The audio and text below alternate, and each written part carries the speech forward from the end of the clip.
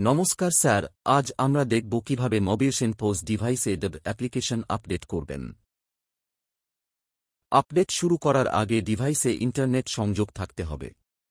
এছাড়া fingerprint option যদি of থাকে তাহলে টাচ করে অন করতে হবে। এই দুটি জিনিস বাধ্যতামূলক। এখন ডিভাইসে পুরনো ভার্সন 3.3 আছে, এটাকে 3.31 এ আপডেট করতে হবে। অ্যাপটি ইনস্টল করার দরকার নেই। ডিভাইসে ট্রাবলশুট নামের একটি অ্যাপ আছে, এটিকে ডাউনলোড করে ইনস্টল করতে হবে।